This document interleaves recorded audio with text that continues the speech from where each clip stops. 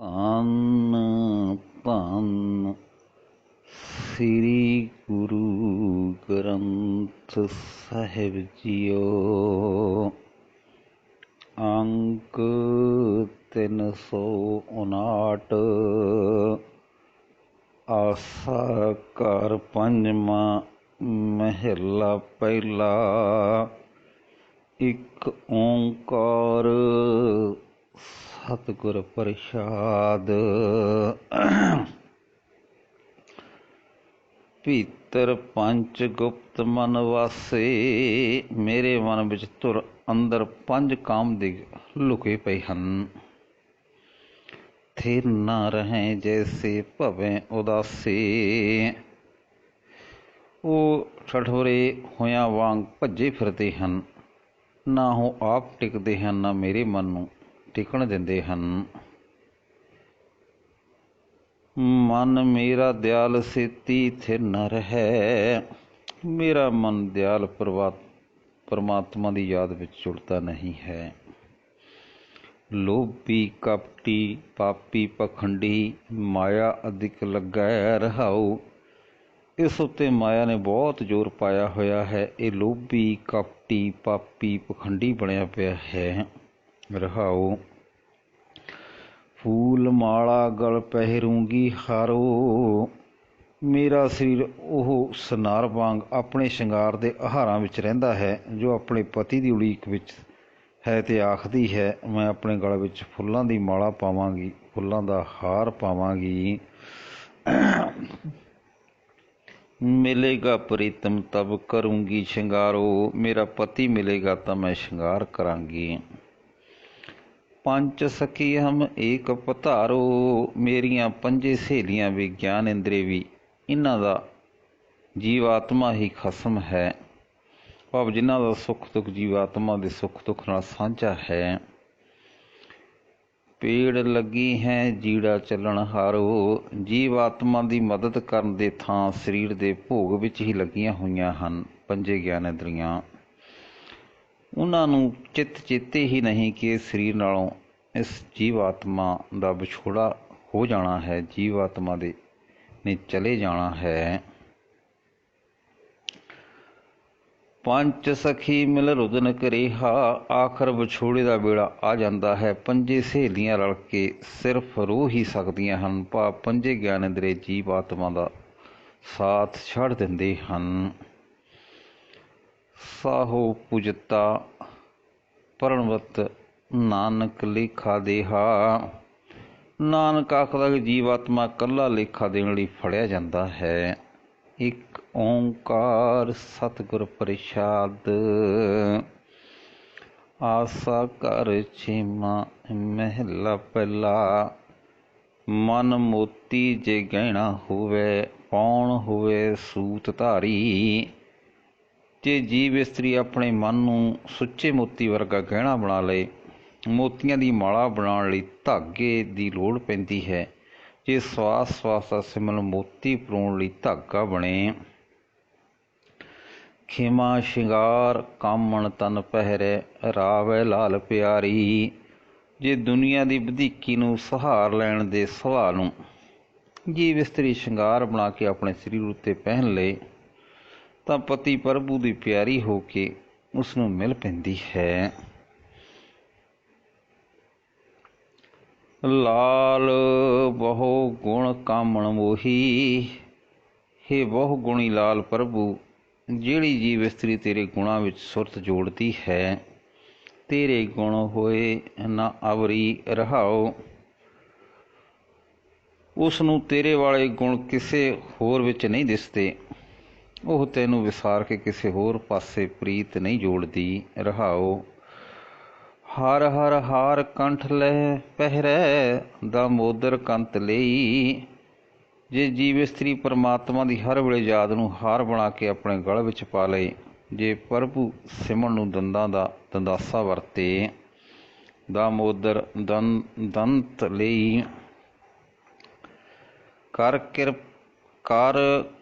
ਕਰਤਾ ਕੰਗਨ ਪਹਿਰੈ, ਇਨ ਬਿਦ ਚਿਤ ਧਰਈ। ਜੇ ਕਰਤਾਰ ਦੀ ਭਗਤੀ ਸੇਵਾ ਨੂੰ ਕੰਗਣ ਬਣਾ ਕੇ ਹੱਥੀਂ ਪਾ ਲਏ, ਤਾਂ ਇਸ ਤਰ੍ਹਾਂ ਉਸਦਾ ਚਿੱਤ ਪ੍ਰਭੂ ਚਰਨਾਂ ਵਿੱਚ ਟਿਕਿਆ ਰਹਿੰਦਾ ਹੈ। ਮਧੂਸੂਦਨ ਕਰ ਮੁੰਦਰੀ ਪਹਿਰੈ, ਪਰਮੇਸ਼ਰ ਪਟ ਲਈ। ਜੇ ਜੀਵ ਇਸਤਰੀ ਹਰੀ ਭਜਨ ਦੀ ਮੁੰਦਰੀ ਬਣਾ ਕੇ ਹੱਥ ਦੀ ਉਂਗਲੀ ਵਿੱਚ ਪਾ ਲਏ, ਪ੍ਰਭੂ ਨਾਮ ਦੀ ਓਟ ਨੂੰ ਆਪਣੀ ਪੱਤ ਦਾ ਰਾਖਾ ਰੇਸ਼ਮੀ ਕੱਪੜਾ ਬਣਾਏ। ਧੀਰਜ ਧੜੀ ਬੰਧਾਵੈ ਕਾਮਣ, ਸਿਰੀ ਰੰਗ ਸੁਰਮਾ ਦੇਈ। ਸਿਮਣ ਦੀ ਬਰਕਤ ਨਾਲ ਪ੍ਰਾਪਤ ਕੀਤੀ ਗੰਭੀਰਤਾ ਨੂੰ ਪੱਟੀਆਂ ਸਜਾਉਣ ਹਿੱਤ ਵਰਤੇ। ਧੀਰਜ ਧੜੀ ਬੰਧਾਵੈ ਕਾਮਣ, ਸਿਰੀ ਰੰਗ ਸੁਰਮਾ ਲਈ। ਲਛਮੀਪਤੀ ਪ੍ਰਭੂ ਦੇ ਨਾਮ ਦਾ ਅੱਖਾਂ ਵਿੱਚ ਸੁਰਮਾ ਪਾਏ।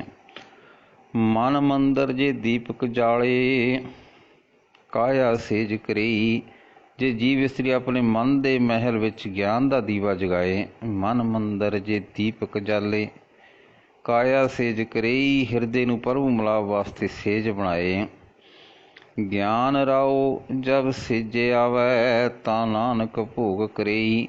ਹੇ ਨਾਨਕ, ਉਸ ਦੇ ਇਸ ਸਾਰੇ ਆਤਮਿਕ ਸ਼ਿਕਾਰ ਉੱਤੇ ਰੀਝ ਕੇ ਜਦੋਂ ਗਿਆਨ ਦਾਤਾ ਪ੍ਰਭੂ ਉਸ ਦੇ ਹਿਰਦੇ ਸੇਜ ਉੱਤੇ ਪ੍ਰਗਟ ਹੁੰਦਾ ਹੈ ਤਾਂ ਉਸਨੂੰ ਆਪਣੇ ਨਾਲ ਮਿਲਾ ਲੈਂਦਾ ਹੈ।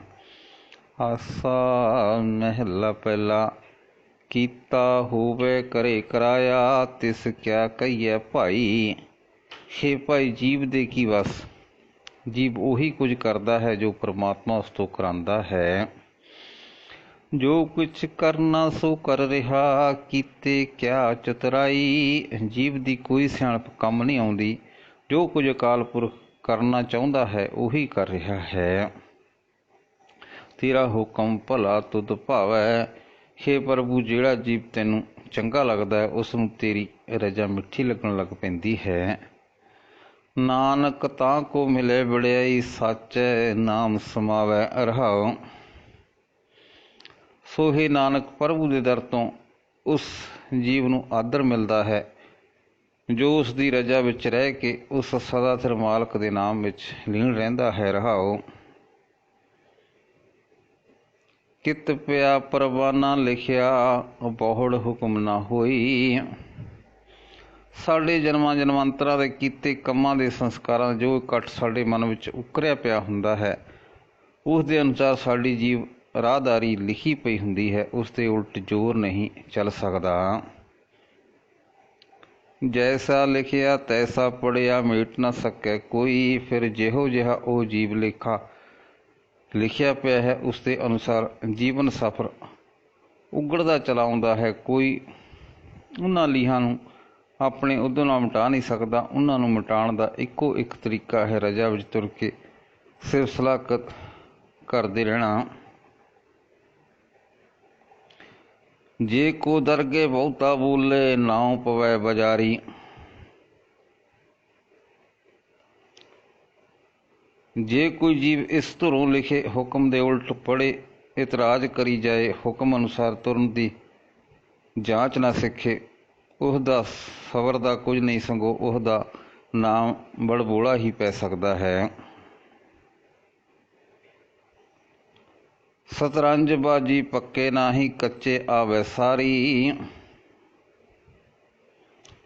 ਜੀਵਨ ਦੀ ਬਾਜੀ ਸਤਰੰਜ ਚੌਪੜ ਦੀ ਬਾਜੀ ਵਰਗੀ ਹੈ। ਰਜਾ ਦੇ ਉਲਟ ਤੁਰਿਆਂ ਤੇ ਗਿਲੇ ਕੀਤਿਆਂ ਇਹ ਬਾਜੀ ਜਿੱਤੀ ਨਹੀਂ ਜਾ ਸਕੀ। ਨਰਦਾਂ ਕੱਚੀਆਂ ਹੀ ਰਹਿੰਦੀਆਂ ਹਨ। ਪੁੱਗਦੀਆਂ ਸਿਰਫ ਉਹੀ ਹਨ ਜੋ ਪੁੱਗਣ ਵੇਲੇ ਘਰ ਵਿੱਚ ਜਾ ਪਹੁੰਚਦੀਆਂ ਹਨ। ਨਾ ਕੋ ਪੜ੍ਹਿਆ ਪੰਡਿਤ ਬੀਣਾ, ਨਾ ਕੋ ਮੂਰਖ ਮੰਦਾ। ਇਸ ਰਸਤੇ ਵਿੱਚ ਨਾ ਕੋਈ ਵਿਦਵਾਨ ਪੰਡਿਤ ਸਿਆਣਾ ਕਿਹਾ ਜਾ ਸਕਦਾ ਹੈ, ਨਾ ਕੋਈ ਅਨਪੜ੍ਹ ਮੂਰਖ ਭੈੜਾ ਮੰਨਿਆ ਜਾ ਸਕਦਾ ਹੈ। ਜੀਵਨ ਦੇ ਸਹੀ ਰਸਤੇ ਵਿੱਚ ਨਾ ਨਿਰੀ ਵਿਦਵਤਾ ਸਫਲਤਾ ਦਾ ਵਸੀਲਾ ਹੈ, ਨਾ ਅਨਪੜ੍ਹਤਾ ਵਾਸਤੇ ਅਸਫਲਤਾ ਜ਼ਰੂਰੀ ਹੈ। ਬੰਦੀ ਅੰਦਰ ਸਿਫਤ ਕਰਾਏ, ਤਾ ਕੋ ਕਹੀਏ ਬੰਦਾ।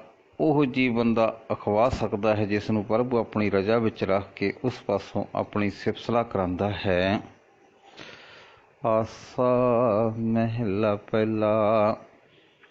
ਗੁਰ ਕਾ ਸ਼ਬਦ ਮੰਨੇ ਮਾਹੇ ਮੁੰਦਰਾਂ, ਖਿੰਥਾ ਖਿਮਾ ਹੜਾਵੂੰ। ਹੇ ਜੋਗੀ, ਗੁਰੂ ਦਾ ਸ਼ਬਦ ਮੈਂ ਆਪਣੇ ਮਨ ਵਿੱਚ ਟਿਕਾਇਆ ਹੋਇਆ ਹੈ। ਇਹ ਹਨ ਮੁੰਦਰਾਂ ਜੋ ਮੈਂ ਕੰਨਾਂ ਵਿੱਚ ਨਹੀਂ ਮਨ ਵਿੱਚ ਪਾਈਆਂ ਹੋਈਆਂ ਹਨ। ਮੈਂ ਖੇਮਾ ਦਾ ਸੁਭਾਅ ਪਕਾ ਰਿਹਾ ਹਾਂ, ਇਹ ਮੈਂ ਗੋਦੜੀ ਪਹਿਨਦਾ ਹਾਂ। ਜੋ ਕੁਛ ਕਰੇ ਭਲਾ ਕਰਮਾਨੂੰ, ਸਹਿਜ ਜੋਗ ਨਿਤ ਪਾਵੂੰ। ਜੋ ਕੁਝ ਪਰਮਾਤਮਾ ਕਰਦਾ ਹੈ ਉਸ ਨੂੰ ਮੈਂ ਜੀਵਾਂ ਦੀ ਭਲਾਈ ਵਾਸਤੇ ਹੀ ਮੰਨਦਾ ਹਾਂ। ਇਸ ਤਰ੍ਹਾਂ ਮੇਰਾ ਮਨ ਡੋਲਣੋਂ ਬਚਿਆ ਰਹਿੰਦਾ ਹੈ। ਇਹ ਹੈ ਯੋਗ ਸਾਧਨਾ ਦਾ ਖਜ਼ਾਨਾ ਜੋ ਮੈਂ ਇਕੱਠਾ ਕਰ ਰਿਹਾ ਹਾਂ। ਬਾਬਾ ਜੁਗਤਾ ਜੀਓ ਜੁਗ ਹੈ ਜੁਗ ਜੋਗੀ, ਪਰਮ ਤਤ ਮਹਿ ਜੋਗੰ। ਹੇ ਭਾਈ, ਜਿਸ ਮਨੁੱਖ ਦਾ ਪਰਮੇਸ਼ਰ ਦੇ ਚਰਨਾਂ ਵਿੱਚ ਜੋੜ ਹੋ ਗਿਆ ਹੈ, ਉਹੀ ਜੁੜਿਆ ਹੋਇਆ ਹੈ, ਉਹੀ ਅਸਲ ਜੋਗੀ ਹੈ, ਜਿਸ ਦੀ ਸਮਾਧੀ ਸਦਾ ਲੱਗੀ ਰਹਿੰਦੀ ਹੈ। ਅੰਮ੍ਰਿਤ ਨਾਮ ਨਿਰੰਜਨ ਪਾਇਆ, ਗਿਆਨ ਕਾਇਆ ਰਸ ਭੋਗੰ। ਰਹਾਓ, ਜਿਸ ਮਨੁੱਖ ਨੇ ਮਾਇਆ ਰਹਿਤ ਪਰਮਾਤਮਾ ਦਾ ਅਟਲ ਆਤਮਿਕ ਜੀਵਨ ਦੇਣ ਵਾਲਾ ਨਾਮ ਪ੍ਰਾਪਤ ਕਰ ਲਿਆ ਹੈ, ਉਹ ਪਰਮਾਤਮਾ ਨਾਲ ਡੂੰਘੀ ਜਾਣ ਪਛਾਣ ਤੇ ਆਤਮਿਕ ਆਨੰਦ ਆਪਣੇ ਹਿਰਦੇ ਵਿੱਚ ਸਦਾ ਮਾਣਦਾ ਹੈ। ਰਹਾਓ, ਸਿਵ ਨਗਰੀ ਮੈਂ ਆਸਨ ਵੈਸੂੰ, ਕਲਪ ਤਿਆਗੀ ਵਾਦੰ। ਹੇ ਜੋਗੀ, ਮੈਂ ਵੀ ਆਸਨ 'ਤੇ ਬੈਠਦਾ ਹਾਂ। ਮੈਂ ਮਨ ਦੀਆਂ ਕਲਪਨਾ ਅਤੇ ਦੁਨੀਆ ਵਾਲੇ ਝਗੜੇ ਝਾਂਜੇ ਛੱਡ ਕੇ ਕਲਿਆਣ ਸਰੂਪ ਪ੍ਰਭੂ ਦੇ ਦੇਸ਼ ਵਿੱਚ, ਪ੍ਰਭੂ ਦੇ ਚਰਨਾਂ ਵਿੱਚ ਟਿਕ ਕੇ ਬੈਠਦਾ ਹਾਂ। ਇਹ ਹੈ ਮੇਰਾ ਆਸਨ ਉੱਤੇ ਬੈਠਣਾ। ਸਿੰਘੀ ਸ਼ਬਦ ਸਦਾ ਧੁਨ ਸੋ ਹੈ, ਅਹਨਿਸ ਪੂਰੇ ਨਾਦੰ। ਹੇ ਜੋਗੀ, ਤੂੰ ਸਿੰਘੀ ਵਜਾਦਾ ਹਾਂ, ਮੇਰੇ ਅੰਦਰ ਗੁਰੂ ਦਾ ਸ਼ਬਦ ਗੱਜ ਰਿਹਾ ਹੈ। ਇਹ ਹੈ ਸਿੰਘੀ ਦੀ ਮਿੱਠੀ ਸੁਹਾਵਣੀ ਸੁਰ ਜੋ ਮੇਰੇ ਅੰਦਰ ਹੋ ਰਹੀ ਹੈ। ਦਿਨ ਰਾਤ ਮੇਰਾ ਮਨ ਗੁਰੂ ਸ਼ਬਦ ਦਾ ਨਾਦ ਵਜਾ ਰਿਹਾ ਹੈ। ਪਤ ਵਿਚਾਰ ਗਿਆਨ ਮਤ ਡੰਡਾ, ਵਰਤਮਾਨ ਵਿਭੂਤੰ। ਹੇ ਜੋਗੀ, ਤੂੰ ਹੱਥ ਵਿੱਚ ਖੱਪਰ ਲੈ ਕੇ ਘਰ ਘਰ ਤੋਂ ਭਿਖਿਆ ਮੰਗਦਾ ਹਾਂ। ਮੈਂ ਪ੍ਰਭੂ ਦੇ ਦਰ ਤੋਂ ਉਸ ਦੇ ਗੁਣਾਂ ਦੀ ਵਿਚਾਰ ਮੰਗਦਾ ਹਾਂ। ਇਹ ਹੈ ਮੇਰਾ ਖੱਪਰ। ਪਰਮਾਤਮਾ ਨਾਲ ਡੂੰਘੀ ਸਾਂਝ ਪਾ ਰੱਖਣ ਵਾਲੀ ਮੱਤ ਮੇਰੇ ਹੱਥ ਵਿੱਚ ਡੰਡਾ ਹੈ, ਜੋ ਕਿਸੇ ਵਿਕਾਰ ਨੂੰ ਨੇੜੇ ਨਹੀਂ ਢੁਕਣ ਦਿੰਦਾ। ਪ੍ਰਭੂ ਨੂੰ ਹਰ ਥਾਂ ਮੌਜੂਦ ਵੇਖਣਾ ਮੇਰੇ ਵਾਸਤੇ ਪਿੰਡੇ 'ਤੇ ਮਲਣ ਵਾਲੀ ਸੁਆਹ ਹੈ। ਹਰ ਕੀਰਤ ਰਹਿ ਰਾਸ ਹਮਾਰੀ, ਗੁਰਮੁਖ ਪੰਥ ਅਤੀਤੰ। ਅਕਾਲ ਪੁਰਖ ਦੀ ਸਿਫਤਸਲਾ ਮੇਰੇ ਵਾਸਤੇ ਜੋਗੀ ਦੀ ਪ੍ਰਭੂ ਨਾਲ ਮਿਲਾਪ ਦੀ ਮਰਿਆਦਾ ਹੈ। ਗੁਰੂ ਦੇ ਸਨਮੁਖ ਟਿਕੇ ਰਹਿਣਾ ਹੀ ਸਾਡਾ ਧਰਮ ਰਸਤਾ ਹੈ, ਜੋ ਸਾਨੂੰ ਮਾਇਆ ਤੋਂ ਵਿਰਕਤ ਰੱਖਦਾ ਹੈ।